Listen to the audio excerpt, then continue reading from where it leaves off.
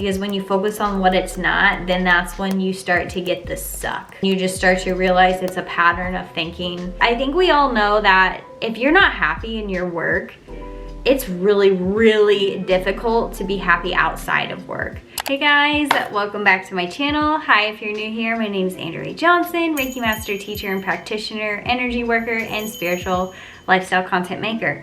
Hi, if you are new, welcome to another episode of Conscious Coffee Talks, where I help you consciously create your life. Let's dive into today's discussion, which is how to like your 9-to-5 job.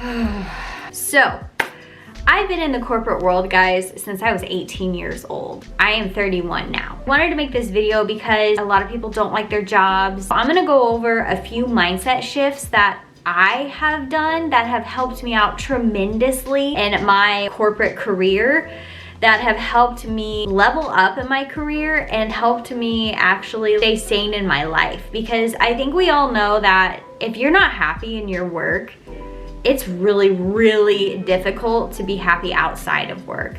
So you literally have to love what you do and have purpose to what you do. And you can make mindset shifts to do that. So with that being said, let's dive in. So first off, let's go over the passion. My job is not my passion. And this can be a killer for your 9-to-5. This can just make it really suck going in there. I've done it before, guys. We are 18 years old and we're going to college and we don't really know what we want. We're kind of like forced into what we think we want, you know? What do you do when you actually figure out your own dream, your own passions, but you've built a foundation on somebody else's dream? Let's go over some mindset shifts that I have done that have personally helped me and that I really think would help you guys to be able to live happier in your current situation, which brings me to my first point. You have to understand that where you're at is temporary.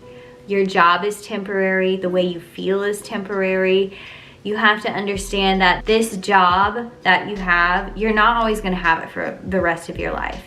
You have to have a certain level of trust and understanding in the universe or God or, you know, final destination, whatever you want to call it, that you are in this position that you're in right now for a reason, and it is part of your journey. So you have to enjoy the journey per se. You have to enjoy where you're at and understand that there is a greater reason behind it, even though you may not like it. So in understanding that this is a temporary situation and you have to start actually like looking forward to where you're going and get excited about that, almost like you're manifesting, you know, by visualizing your future.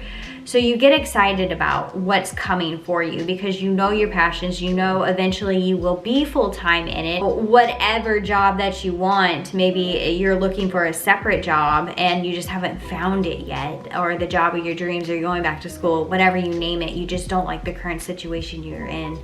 Understand that it is just temporary. Which brings me to my next point. Since you're in the situation that you're in, the job that you're in, look for skill sets in that job that can help you out in the moment and actually like transfer over into just life or into your other job that you, or your passion that you're trying to pursue, right?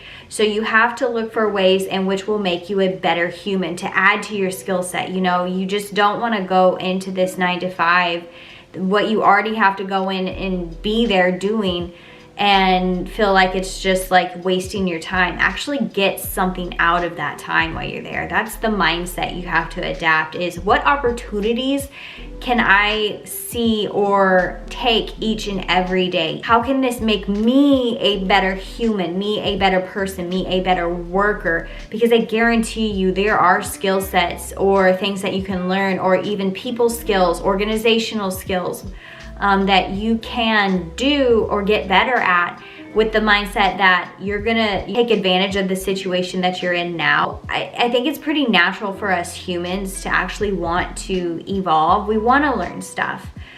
We actually want to get better, and it can really bog us down when we feel like we're just in the mundane of it, when we're not pushing ourselves to be better. At least I know it's like that for me. If I don't have something that's motivating me or like wanting to learn and get better, I kind of feel like it's a waste. And it could be just a Virgo thing because I love learning, but I feel like I have to be getting better at something, and it just makes the experience that much better. So that's one of my tips, is to learn how you can make yourself better. You're going to make yourself more marketable.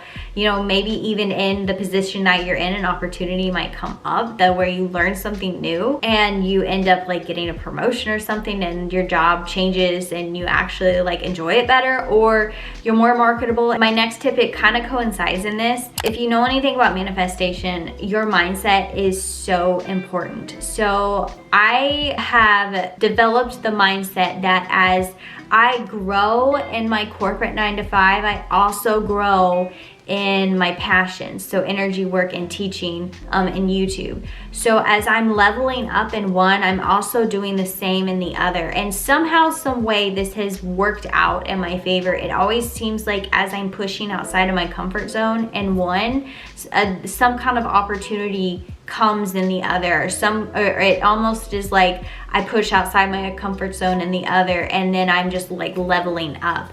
It's really weird how it's working out. I don't want to separate them totally, even though they are two different things, but it's still me, right? I'm the power behind both of these things. I don't want to develop different identities in each of these. So if I level up in one, naturally it's going to happen in the other, because if I'm pushing myself outside of my comfort zone and taking chances and risk in one, I'm going to do the same in the other, because I'm overcoming fear. And I'm already having like this confidence within myself. I already have this energy going in me that is going to power both of these things. So one thing that is, if when I do have bad days, I make what I call gratitude list. You know, I bring myself back to a place of love and gratitude. So I'll list out like everything that my job allows me to do that I really, really enjoy in my life, that I would not have if I didn't have this job. Start actually being thankful for what it does for you rather than seeing what it's not. Because when you focus on what it's not, then that's when you start to get the suck. You just start to realize it's a pattern of thinking, and you can easily switch your mindset. So make a gratitude list, read it, and really feel into it, and then you'll actually shift that negative to a positive.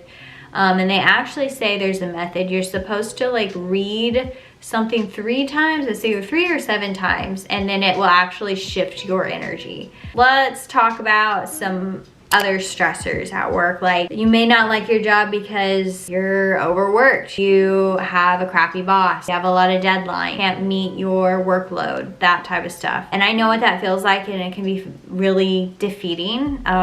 You could walk into work each day already feeling like a failure, and that's not fun for anybody. When this happens, I knew for me, I checked in with myself, started to ask myself, am I really doing everything that I can to meet these deadlines, to meet my workload, everything in my book? Do I feel good about what I'm doing and what I'm sacrificing, and a good work-life balance to meet these expectations? And if I felt like I was sacrificing too much, if I truly felt that I was giving it my all and that I was over-sacrificing my work-life balance, then I had to shift my mindset. You cannot control these expectations of you. So if your job has all these deadlines and all these things it needs you to do, and it's relying on you and not giving you the resources that you need, there is nothing else that you can control. If you've gone to your boss and told your boss about it, that you need help, if you have, spoken or asked for help, if you have tried to look for other alternative ways to actually make your job faster and there's just no other way around it, you have to realize that you can only control certain situations and your action, your emotion. When this happens, let it be. Let it just be. You have to just come to an acceptance that you've done everything that you can. And if it's not meeting somebody else's expectations, chances are pretty good no one's gonna meet those expectations. It's just not you.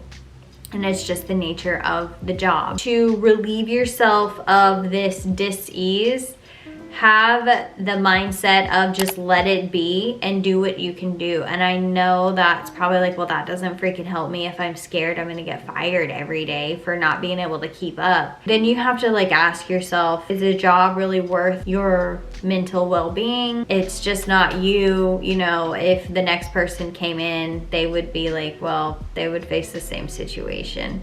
So it's to a point of discernment at that. You just have to understand and have the mindset that you're doing all that you can do and you're sacrificing all that you can sacrifice. Now, don't get me wrong, there will be points in your life where you probably have to push a little bit more towards work and sacrifice a little bit of family time. But if the pendulum is swinging constantly one way, then that's when you probably have to start looking into alternative jobs. You know, you have the discernment of when you can leave, when you've had enough, and to make the smart decision, or the decision that, you know, if you just can't walk out and quit, that you actually start looking while you still have a job. You know what I mean? You still have income coming in, so it's a lot less stressful, a lot less pressure, but you still know that you're making moves to make your situation better, and it's going to eventually get better. It's one of those kind of two mindsets that you can adopt, but ultimately, like, you can only control certain things in this situation. Being anxious about it the whole time and worrying,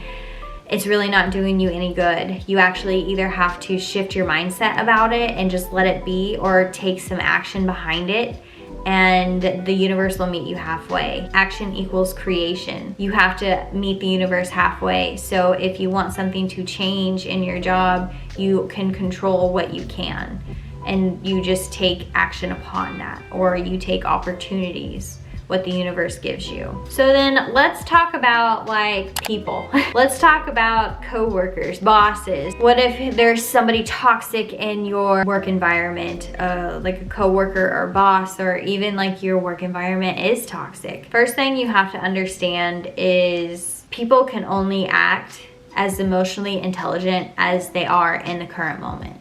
Everybody is operating off of their current emotional intelligence and basically life experiences in the moment. And so you have to understand that how people handle situations is the best way that they can handle them in the moment. And now I know that's not always very helpful, but yet I knew when I saw this shift in my mindset, it made me sympathize a lot more with other people, even if they did upset me, or they treat me wrong, or the way that they talk to me, you know, in the workplace, or the way they treated me just wasn't right. It made me shift my perspective a little bit on not getting angry at them, of not resenting them, of not actually like making it to where I dread going to work, because you actually start to see through the actual like actions of the person or the way that they are, and you actually start to see like why they are the way they are, and that makes you hold a form of compassion, or at least for me it did, because when you understand how people, or why people act the way that they do, you understand that this person went through a lot. Like, they went through traumas in their life. They are acting out of this way because something made them do this. I don't want to say lifetimes, but in the past.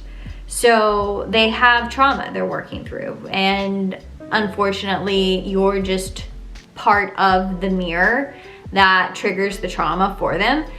But that's just part of life. That's, you know, what we are all doing here pretty much. We're the same consciousness, just playing a game with itself. You know, we are a mirror for each other for healing. So let's say that somebody is controlling, they are mean and like spiteful, or they're very, they put you down a lot, or something of that nature.